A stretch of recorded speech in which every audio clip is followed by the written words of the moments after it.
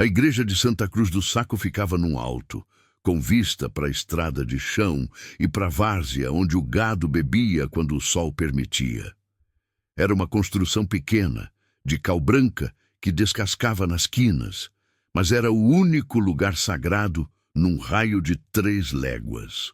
O povo ia ali não só para rezar, ia para respirar um ar que não fosse só seco e pesado, para sentir que ainda existia algo maior que a fome, maior que o medo, maior que o silêncio das noites sem lua. Naquele começo de 1936, a igreja era comandada pelo padre Otaviano, homem de voz firme e mão dura, que não tolerava desvios. Ele via seu papel como quem protege um rebanho num cercado frágil. E quando alguém ameaçava furar esse cercado, ele agia rápido, sem hesitar, porque acreditava que hesitar era deixar o mal entrar.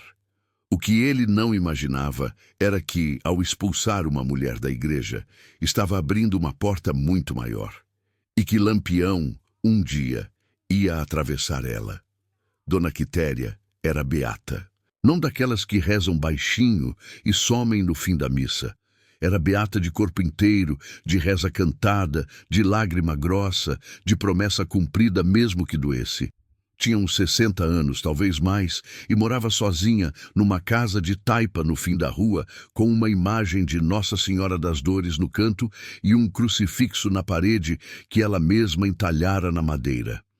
Viúva há décadas, sem filhos vivos, ela fez da fé o único compromisso que ainda fazia sentido. Todos os dias, antes do sol nascer, ela acendia uma vela e rezava. Todos os dias, sem falta.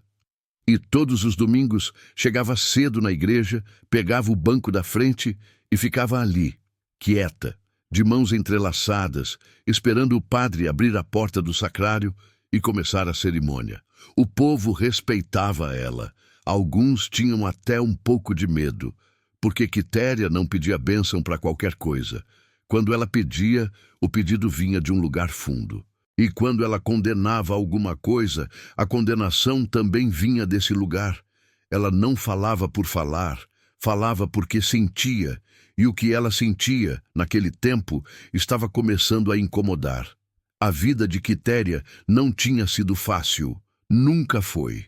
Ela casou nova, com 17 anos, com um homem chamado Josias, que trabalhava na roça de um coronel e sonhava um dia ter terra própria.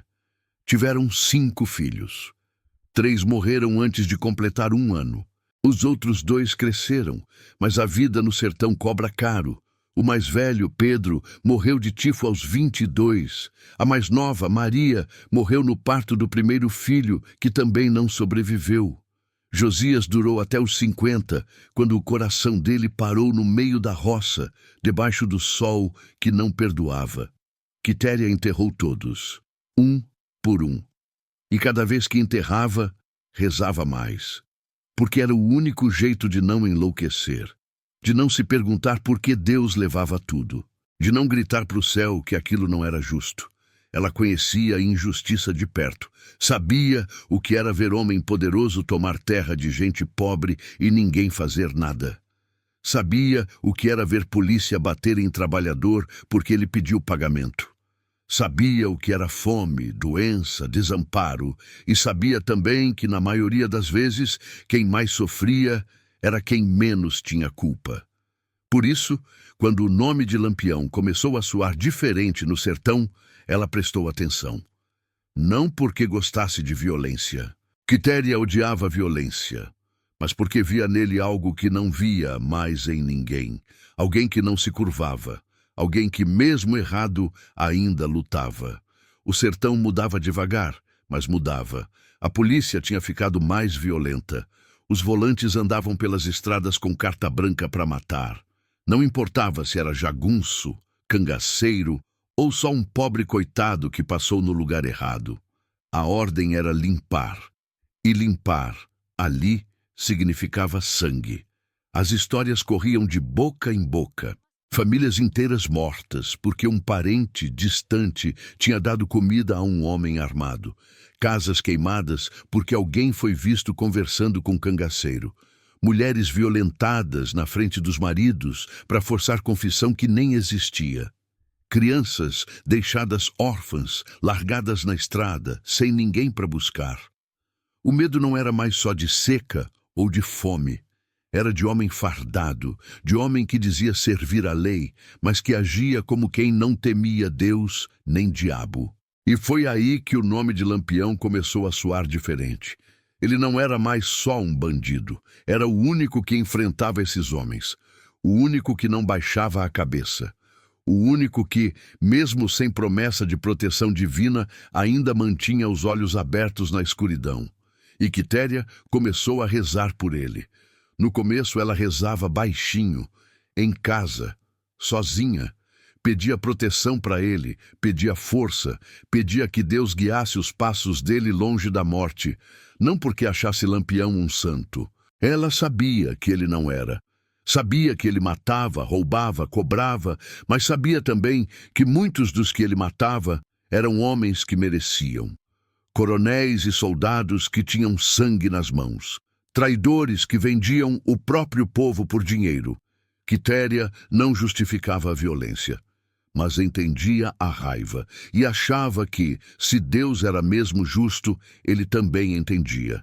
Por isso rezava, porque acreditava que todo ser humano, não importa o que tenha feito, merece pelo menos uma oração, uma chance de misericórdia. Um lampejo de esperança, mas a oração de Quitéria foi crescendo. Ela começou a falar sobre isso. Com outras mulheres na feira, com vizinhos que vinham pedir bênção, com quem quisesse ouvir, dizia que Lampião era um homem marcado pela injustiça, que ele não escolhera aquele caminho, que Deus sabia disso. Dizia que rezar por ele não era pecado, era piedade. E piedade, segundo ela, era o que faltava naquele sertão cheio de julgamento e vazio de misericórdia. Algumas mulheres concordavam, baixinho, com medo de serem ouvidas, mas concordavam. Outras ficavam escandalizadas. Diziam que Quitéria estava velha, confusa, que a solidão tinha mexido com a cabeça dela. E o padre Otaviano ouviu falar, e não gostou nada. Padre Otaviano tinha chegado em Santa Cruz do Saco 5 anos antes, vindo de uma paróquia no interior da Paraíba. Era um homem de 40 e poucos anos, magro, alto, com olhos fundos que pareciam sempre cansados, mas que carregavam uma determinação inabalável. Ele não era do sertão. Tinha nascido em Recife, numa família de comerciantes, e estudado no seminário com padres europeus que tinham vindo evangelizar o Nordeste. A formação dele era rígida, doutrina pura, sem espaço para interpretação, sem espaço para dúvida. Para ele, o mundo estava dividido de forma clara: o certo e o errado, o bem e o mal, Deus e o diabo. E qualquer tentativa de borrar essa linha era perigosa. Era o começo da perdição. Quando chegou em Santa Cruz, o padre encontrou uma comunidade simples, mas devota. O povo ia à missa, batizava os filhos, casava na igreja, enterrava os mortos com bênção. Mas ele também viu coisas que não gostou. Viu gente que acendia vela para santo e para o orixá na mesma noite. Viu benzedeira que usava reza católica misturada com mandinga. Viu homem que ia à missa no domingo e na segunda fazia acordo com jagunço. E decidiu que ia limpar aquilo, que ia trazer ordem, que ia fazer daquela igreja um farol de retidão num mar de pecado. E durante 5 anos ele conseguiu. A comunidade se moldou. As práticas questionáveis diminuíram, o respeito pela igreja cresceu. E o padre Otaviano se sentiu realizado, até ouvir falar de Quitéria. Quando soube que uma beata, justamente uma mulher que deveria ser exemplo de fé pura, estava rezando por Lampião, ele sentiu como se tudo que tinha construído estivesse ameaçado. Porque não era só uma mulher velha rezando, era um símbolo. Se uma beata podia rezar por bandido, então qualquer um podia. E aí a linha entre certo e errado desaparecia, e a igreja perdia seu papel. Viraria só mais um lugar cheio de gente perdida, sem norte, sem medo do inferno. Ele precisava agir. E precisava agir de forma que ninguém esquecesse. O padre tentou primeiro conversar com Quitéria em particular. Foi até a casa dela numa tarde de quinta-feira, bateu na porta, e quando ela abriu, ele entrou sem esperar convite. Quitéria ofereceu água, café, mas ele recusou. Disse que tinha vindo ali numa missão séria, que tinha ouvido coisas que o preocupavam, que precisava saber se era verdade que ela estava rezando por Lampião. Quitéria não mentiu. Olhou nos olhos dele e disse que sim, que rezava todo dia e que ia continuar rezando. O padre respirou fundo, tentou manter a calma, explicou que aquilo era errado, que Lampião era um assassino, que rezar por ele era como rezar pelo diabo. Quitéria ouviu em silêncio, e quando ele terminou, ela disse com aquela voz mansa, mas firme: Padre, eu enterrei 5 pessoas que eu amava. 5. E em nenhum desses enterros eu vi os homens que causaram a morte delas pagarem. Vi coronel que matou meu marido de tanto trabalho morrer velho, rico e respeitado. Vi soldado que bateu no meu filho até ele cuspir sangue e receber promoção. Vi o mundo inteiro pisando em quem não tem defesa. E agora o senhor quer que eu não reze por um homem que, pelo menos, enfrenta esses demônios? Eu vou rezar, padre, não porque ele é santo, mas porque ele é humano, e todo humano merece uma reza. O padre ficou sem palavras, não porque concordasse, mas porque viu que não ia conseguir convencer ela. Quitéria tinha convicção, tinha vivido demais, sofrido demais para ser dobrada por argumento teológico. E isso deixou o padre ainda mais preocupado, porque se não conseguia convencer ela em particular, como ia impedir que a ideia dela se espalhasse? Ele saiu da casa dela sem dizer mais nada, e passou os dias seguintes pensando, rezando, pedindo orientação. E a orientação que ele achou foi dura, exemplar. Se Quitéria não se arrependia, tinha que ser expulsa, publicamente, para que todos vissem, para que todos entendessem que ali, naquela igreja, não havia espaço para desvio. Foi num domingo de junho, sol ainda baixo, que tudo aconteceu. A missa já tinha começado. Quitéria estava no banco da frente, como sempre, de mãos postas, olhos baixos, respirando devagar. O padre lia o evangelho. Falava sobre o bom pastor, sobre ovelhas que se perdem, sobre lobos que vêm disfarçados. E então ele parou, fechou o livro, olhou para frente e disse com aquela voz firme que não deixava espaço para réplica que havia no meio daquela comunidade uma mulher que estava desviando o rebanho. Uma mulher que, em vez de rezar pelos justos, rezava pelos assassinos. Uma mulher que, em vez de se ajoelhar diante de Cristo, se ajoelhava diante do pecado. Ele não disse o nome, não precisava, todo mundo sabia. E Quitéria, ali na frente, sentiu o peso dos olhares caindo sobre ela como pedras. O coração dela apertou, não de medo, de tristeza, porque ela amava aquela igreja. Amava aquele espaço. Era ali que ela tinha batizado os filhos, casado, velado o marido. Era ali que tinha chorado todas as suas perdas e encontrado algum consolo. E agora estava sendo expulsa, por rezar. Ela não se mexeu. Ficou ali, olhos fechados, como se ainda esperasse que aquilo fosse só uma advertência. Mas o padre não parou. Ele continuou. Disse que aquela mulher estava colocando em risco a salvação de todos, que ela estava abrindo porta para o demônio entrar, que não podia mais comungar, não podia mais participar da missa, não podia mais pisar na casa de Deus enquanto mantivesse aquela heresia. E então ele chamou ela pelo nome: Quitéria Maria da Conceição, levante-se e saia. A igreja ficou em silêncio, um silêncio que doía. Silêncio de quem quer falar, mas não pode. De quem discorda, mas tem medo. De quem sente a injustiça, mas não tem coragem de enfrentar. Quitéria abriu os olhos. Respirou fundo. Não chorou, não gritou, não implorou. Apenas levantou, devagar, com as costas curvadas pelo tempo, mas com a dignidade intacta. Pegou o terço que estava nas mãos. Fez o sinal da cruz e começou a andar. Andou pelo corredor central, entre os bancos, com os olhos de todos grudados nela. Algumas mulheres baixaram a cabeça, envergonhadas, não dela, do que estava acontecendo. Mas nenhuma levantou para acompanhar, nenhuma disse uma palavra. O medo era maior que a solidariedade. Quitéria passou pela porta, e quando pisou do lado de fora, o sol bateu forte no rosto dela. Ela parou, olhou para o céu e sussurrou algo que ninguém ouviu. Depois, seguiu, de volta para casa, sozinha. A notícia se espalhou como fogo em capim seco.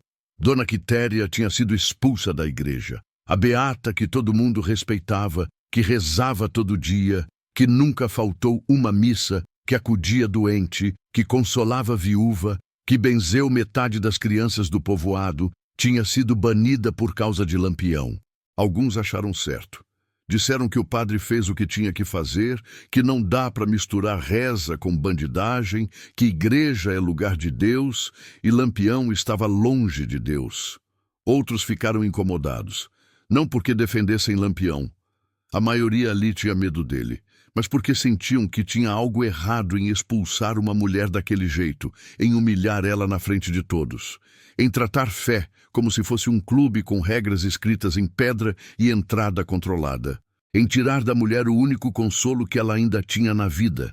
Mas ninguém falou nada, pelo menos não alto, só comentavam baixinho em casa, entre parentes de confiança, e Quitéria, em casa, continuou rezando. Sozinha, sem igreja, sem padre, sem bênção oficial, mas rezando do mesmo jeito. Todo dia, antes do sol nascer, ela acendia a vela, se ajoelhava na frente da imagem de Nossa Senhora e rezava. Rezava pelos filhos mortos, pelo marido morto, pelo povo do povoado, pelo padre que a expulsou. E rezava por Lampião. Porque se Deus era mesmo Deus, ele ouvia reza de qualquer lugar. Não precisava de igreja, não precisava de padre, precisava só de fé. E fé ela tinha de sobra. O que ninguém contava era que a história ia chegar aos ouvidos de Lampião. E ia chegar rápido, porque o cangaço tinha ouvidos em todo canto. Gente que trabalhava para o cangaço sem usar rifle. Gente que passava informação, que avisava quando a polícia vinha, que contava quem era amigo e quem era inimigo. Coiteiros, comerciantes, vaqueiros, até gente dentro das delegacias. E quando souberam que uma velha beata tinha sido expulsa da igreja por rezar por Lampião, a história chegou até ele.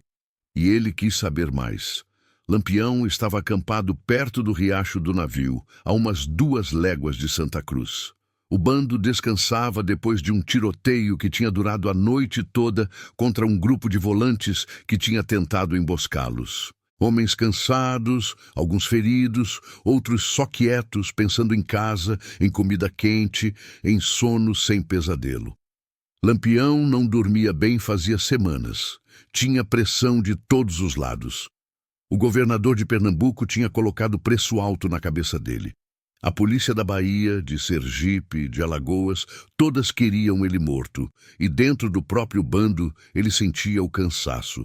Homens que queriam sair, que queriam voltar para a família, que estavam começando a duvidar se aquilo tinha futuro. Ele sabia que não tinha, sabia que ia morrer naquilo, mas enquanto estivesse vivo ia fazer valer, ia fazer justiça do jeito dele, do único jeito que sabia. E foi ali, sentado debaixo de uma jurema, limpando o rifle, que ele ouviu a história. Um dos homens, Moeda, que era de perto de Santa Cruz, veio contar. Disse que tinha uma velha, beata de igreja, que rezava por Lampião todo dia, que o padre tinha descoberto e expulsado ela, na frente de todo mundo, chamado ela de desviada, de pecadora, e mandado ela sair. Lampião parou de limpar o rifle, olhou para o Moeda e perguntou, como é o nome dela? Moeda disse, Quitéria, Dona Quitéria Maria da Conceição. Lampião ficou pensativo, perguntou mais, se ela era parente de alguém, se tinha família, por que ela rezava por ele? Moeda disse que não sabia ao certo, mas que o povo dizia que ela tinha perdido muita gente, que sofrera demais e que via em Lampião alguém que enfrentava os poderosos. Lampião não disse nada na hora. Ficou ali, passando o pano no cano do rifle, pensando. Mas quem conhecia ele sabia que quando ele ficava quieto desse jeito, era porque algo tinha mexido por dentro. Naquela noite, Lampião não dormiu. Ficou acordado, olhando para o céu estrelado, pensando na velha que ele nunca tinha visto, mas que rezava por ele. Ele não era religioso, não no sentido tradicional, não ia à igreja, não se confessava, não pedia perdão, mas acreditava em Deus, do jeito dele. Acreditava que Deus via tudo e que, no fim, ia julgar cada um pelo que fez. E se Deus julgasse ele, Lampião sabia que não ia se sair bem. Mas também sabia que tinha feito o que achava certo. Tinha matado, sim, mas tinha matado gente que merecia. Tinha roubado, sim, mas tinha roubado de quem tinha demais e dado para quem não tinha nada. Não era santo, mas também não era demônio. Era homem. Homem que errou, que acertou, que viveu do jeito que o sertão ensinou. E agora, uma velha que ele nunca viu estava sendo punida por rezar por ele, por ter compaixão, por acreditar que ele merecia pelo menos uma oração. E o padre, que deveria ser homem de Deus, que deveria pregar misericórdia, tinha expulsado ela, tinha humilhado ela, tinha tirado dela o único lugar que ela ainda tinha. E isso, para Lampião, não era coisa de Deus. Era coisa de homem pequeno. De homem que usava a batina para exercer poder, não para servir. E Lampião decidiu que ia fazer alguma coisa.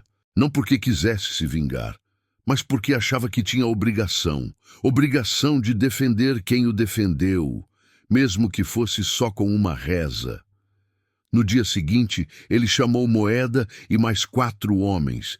Disse que iam dar uma volta em Santa Cruz. Não era para roubar, não era para matar, era para conversar.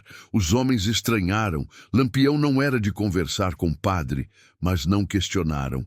Quando Lampião decidia alguma coisa, era melhor seguir. Eles prepararam os cavalos, checaram as armas e saíram. A viagem era curta, mas perigosa. A região estava cheia de volante. Tinham que passar por estradas que podiam ter emboscada em qualquer curva. Mas Lampião conhecia aqueles caminhos como conhecia as próprias mãos. Sabia onde cortar caminho, onde se esconder, onde era seguro e onde não era. E quando o sol estava no meio do céu, eles chegaram perto de Santa Cruz. Antes de entrar no povoado, Lampião mandou um dos homens ir na frente, ver se tinha polícia, se tinha movimento estranho, se era seguro. O homem voltou meia hora depois e disse que estava tranquilo.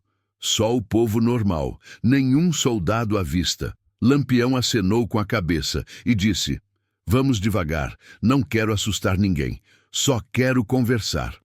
Na manhã seguinte, bem cedo, eles entraram em Santa Cruz do Saco. Vieram a cavalo, devagar, sem pressa. Não gritaram, não atiraram para o alto, não fizeram alarde. Entraram como quem vai visitar parente. Mas o povo reconheceu. Claro que reconheceu. Lampião era inconfundível. O chapéu de couro, a roupa caque cheia de bordado, o jeito de andar, a cicatriz no rosto. E o povo se trancou em casa. Fechou porta, fechou janela, fechou tudo. Alguns espiavam pela fresta, outros nem isso, só rezavam baixinho e esperavam passar. Lampião desceu do cavalo na frente da igreja. A igreja estava com a porta fechada. Era segunda-feira, não era dia de missa, mas o padre morava nos fundos, e Lampião sabia disso. Ele bateu na porta, 3 batidas firmes. Esperou nada. Bateu de novo. E dessa vez ouviu passos. A porta se abriu devagar.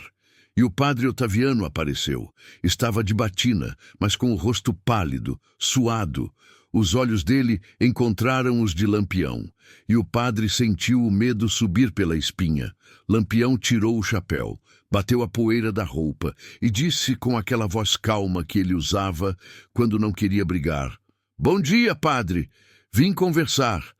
O padre não respondeu logo. Ficou ali, segurando a porta, sem saber se fechava ou se deixava abrir. Lampião continuou. Não vim fazer mal, só quero trocar uma ideia. O senhor me deixa entrar? O padre engoliu seco, olhou para os homens atrás de Lampião, todos armados, todos olhando para ele, e entendeu que não tinha escolha. Ou deixava Lampião entrar, ou a coisa podia ficar feia. Ele abriu a porta, e Lampião entrou, sozinho. Deixou os homens do lado de fora. Fechou a porta atrás de si. Dentro da igreja, a luz entrava pelas frestas das janelas, criando feixes dourados que cortavam a penumbra. Cheiro de cera, de madeira velha, de incenso. Lampião andou devagar pelo corredor, olhando para os bancos, para os santos nas paredes, para a luz que dançava no chão de terra batida. Parou no meio, olhou para o altar e ficou ali, de pé, segurando o chapéu nas mãos. O padre ficou perto da porta, com medo de se aproximar, mas também com medo de fugir. Lampião virou para ele e disse: "Padre, me disseram que o senhor expulsou uma mulher daqui, uma beata. É verdade?" O padre hesitou. Depois disse, tentando manter a voz firme: "Ela estava desviando o rebanho.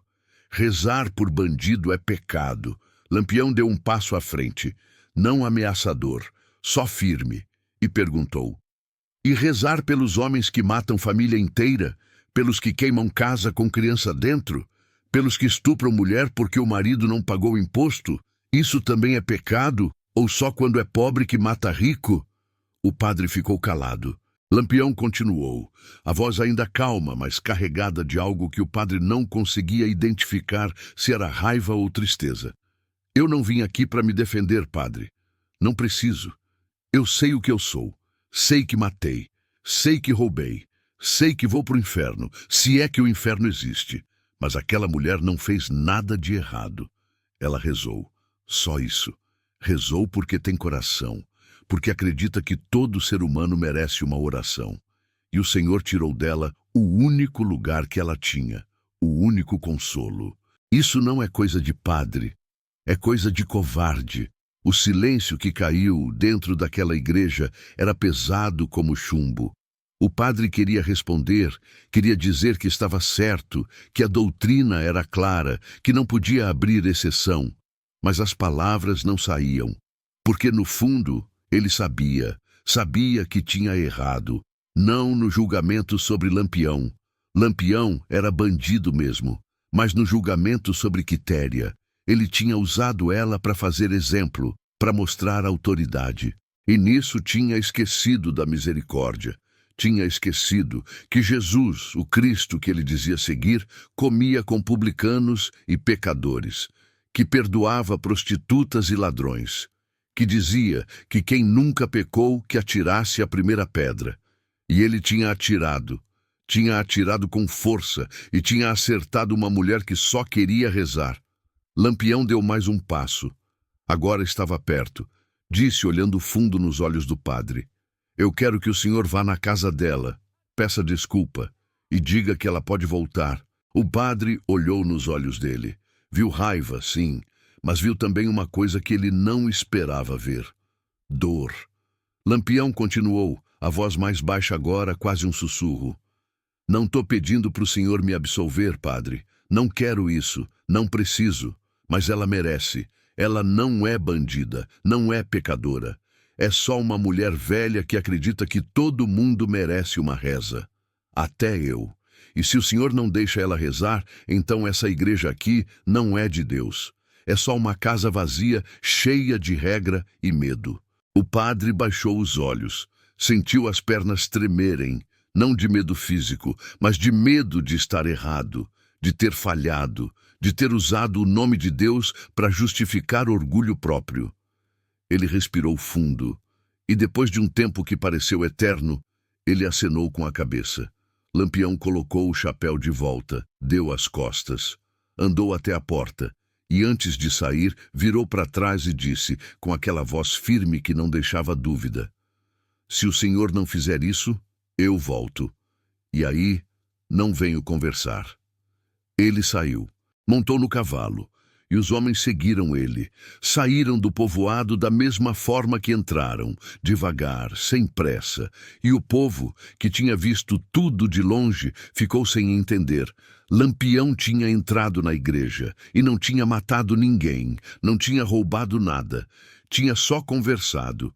E isso era estranho, porque Lampião não era conhecido por conversar, era conhecido por agir. Naquela mesma tarde, o padre Otaviano foi até a casa de Quitéria. Ele saiu pela porta dos fundos da igreja, atravessou o terreiro, pegou a rua de trás e foi andando devagar até a casa dela. A cada passo sentia o peso do que tinha feito e do que precisava fazer agora. Quando chegou na porta dela, parou, respirou fundo e bateu. 3 batidas leves. Quitéria demorou a abrir. Quando abriu, viu o padre ali, suado, de batina amarrotada. Olhos baixos. Ela não disse nada, só ficou olhando, esperando. O padre não conseguiu falar logo de cara. Ficou ali, procurando as palavras, até que disse, a voz falhando: "Eu errei, Quitéria. Não devia ter feito aquilo. A senhora pode voltar." Quitéria não respondeu na hora, só ficou olhando para ele, para o homem que a tinha humilhado na frente de todos, para o homem que tinha tirado dela o único espaço sagrado que ainda tinha. E depois, com aquela voz cansada de quem já viu demais, disse: "Eu nunca parei de rezar, padre, e não vou parar. Se isso é pecado, que Deus me julgue. Mas o senhor não. O senhor é só um homem. E homem erra. Eu erro. O senhor erra. Lampião erra. Todo mundo erra. A diferença é quem reconhece." O padre sentiu as palavras como tapa, porque eram verdade. Ele errava e tinha acabado de ser forçado a reconhecer por um bandido. Ele acenou com a cabeça, disse mais baixo ainda: "Me perdoe." Quitéria olhou para ele um longo tempo e então disse: "Eu perdoo, padre, mas não por obrigação. Perdoo porque quero, porque se eu não perdoar, viro igual o Senhor foi comigo. E eu não quero isso." O padre sentiu lágrimas nos olhos. Não chorou, mas sentiu. Agradeceu baixinho e saiu. No domingo seguinte, Quitéria voltou para a igreja. Entrou devagar, de cabeça baixa, segurando o terço. O povo olhou. Alguns com surpresa, outros com alívio. Ninguém disse nada, mas o ar pareceu mais leve, como se a volta dela corrigisse algo que tinha ficado torto. Ela sentou no mesmo banco, o banco da frente, e ficou ali, de mãos postas, esperando a missa começar. Quando o padre entrou, ele olhou para ela, e ela olhou de volta. Não tinha raiva nos olhos dela, só cansaço, mas também algo parecido com paz. Ele começou a missa, mas algo tinha mudado. A voz dele não tinha mais aquela firmeza absoluta. Tinha dúvida, tinha humanidade, tinha o peso de quem aprendeu algo com a própria queda. E quando chegou a hora da comunhão, ele parou na frente de Quitéria. Ela abriu a boca, e ele colocou a hóstia na língua dela. E sentiu que ali, naquele momento, estava finalmente fazendo algo certo. As semanas se seguiram, e aos poucos, outras mulheres começaram a sentar perto de Quitéria.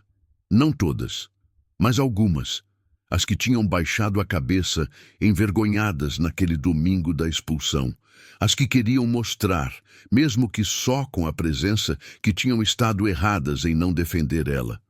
Maria do Carmo, que perdeu o filho para a febre. Joana, que o marido sumiu depois de ser levado por soldados. Teresa, que criava 3 netos sozinha depois que a filha morreu.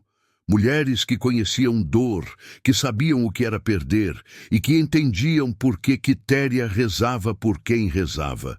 E Quitéria continuou. Todo dia, antes do sol nascer, acendia a vela. Rezava pelos vivos e pelos mortos, pelos justos e pelos pecadores. E rezava por Lampião. Sempre rezava. E o padre nunca mais falou nada. Nunca mais tentou impedir. Porque tinha aprendido, do jeito mais duro possível, que fé não é sobre controle. É sobre entrega, e que misericórdia não tem regra, tem coração. 2 anos se passaram. Quitéria continuou sua rotina. Igreja aos domingos, reza todo dia, vida simples. Mas em julho de 1938, ela começou a sentir um cansaço diferente. Não era dor, era só peso. Como se o corpo estivesse avisando que já tinha cumprido seu tempo. Ela não reclamou. Não foi procurar benzedeiro nem curandeiro. Só rezou mais. E numa manhã de terça-feira, não acordou.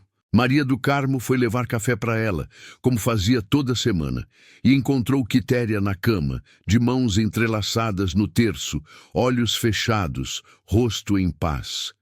Ela tinha morrido rezando, do jeito que viveu. O padre foi quem celebrou o enterro, e pela primeira vez na vida dele, chorou durante a cerimônia. Chorou porque tinha perdido alguém que o ensinou mais sobre fé do que todos os anos de seminário. Alguém que mostrou que Deus não mora só na igreja. Mora no coração de quem tem coragem de amar, mesmo quando todo mundo condena. A igreja estava cheia, mais cheia do que em qualquer missa. Gente que não ia há anos apareceu.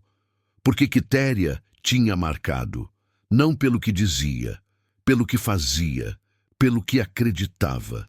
E no mesmo mês, a 28 de julho, Lampião morreu. Cabeça cortada, exposta em praça pública. O sertão inteiro soube, e muita gente lembrou de Quitéria. Lembrou que ela tinha rezado por ele até o fim. E alguns diziam que, se não fosse por essas rezas, ele teria morrido muito antes. Outros diziam que as rezas não salvaram o corpo, mas talvez tenham salvado a alma. E outros ainda diziam que não importava, que o importante era que alguém tinha rezado, que alguém tinha visto humanidade onde todo mundo via só maldade. E lá no sertão, alguém jurou ter visto no dia do enterro de Quitéria um homem de chapéu de couro passar devagar pela rua. Passar, parar na frente da casa onde ela morava, tirar o chapéu, fazer o sinal da cruz e seguir. Ninguém confirmou. Ninguém pode confirmar. Mas ninguém duvidou. Porque no sertão há coisas que não precisam de prova. Precisam só de quem conte. O padre Otaviano viveu até 1952, mais 14 anos depois de Quitéria, e dizem que mudou. Ficou mais suave, mais compreensivo, mais humano. Nunca mais expulsou ninguém da igreja, nunca mais julgou tão rápido. Permitiu que benzedeiras rezassem suas orações misturadas. Permitiu que homens que trabalhavam para os cangaceiros confessassem sem medo. Permitiu que a fé fosse vivida do jeito que cada um conseguia viver. E quando morreu, o povo disse que ele tinha sido um bom padre. Não perfeito, mas bom. E que tinha aprendido, mesmo que tarde, que a casa de Deus não tem porta para fechar. Tem porta só para abrir. A história atravessou gerações. Foi passada de pai para filho, de avó para neto. E cada vez que era contada, alguém acrescentava um detalhe, mudava uma frase, ajustava o tom. Mas 3 coisas permaneciam sempre iguais. Primeira, uma velha foi expulsa da igreja por rezar por um bandido. Segunda, o bandido veio defender ela. Terceira, ninguém morreu naquele dia. E essas 3 coisas juntas formavam algo raro. Uma história de justiça sem sangue, de coragem sem violência, de fé sem dogma. No sertão não existe vilão perfeito, não existe herói sem mancha, existe gente. Gente que erra, que acerta, que sofre, que resiste. E essa história é sobre 3 pessoas que erraram e acertaram ao mesmo tempo. Uma mulher que ousou rezar fora da linha. Um padre que confundiu doutrina com dureza e aprendeu a diferença tarde demais para evitar a dor, mas cedo o suficiente para consertar. E um homem armado que, num dia qualquer, decidiu que valia a pena entrar numa igreja não para queimar, mas para corrigir uma injustiça.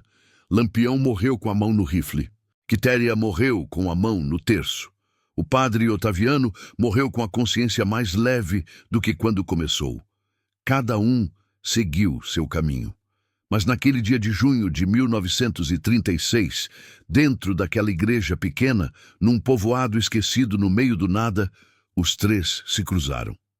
E o que nasceu desse cruzamento não foi bala, não foi condenação, não foi medo. Foi a lembrança de que, no fim, o que importa não é o lado em que você está. É o que você faz com o poder que tem na mão. E se você usa ele para proteger ou para ferir. E lá fora, na estrada de chão que corta o sertão, de vez em quando passa um viajante. E quando passa pela igreja, tira o chapéu, faz o sinal da cruz. E segue, porque sabe que ali aconteceu algo, algo que não tem nome certo, algo entre milagre e justiça, entre fé e coragem, entre céu e terra, algo que só o sertão sabe fazer. Transformar dor em história, e história em lição que não se esquece.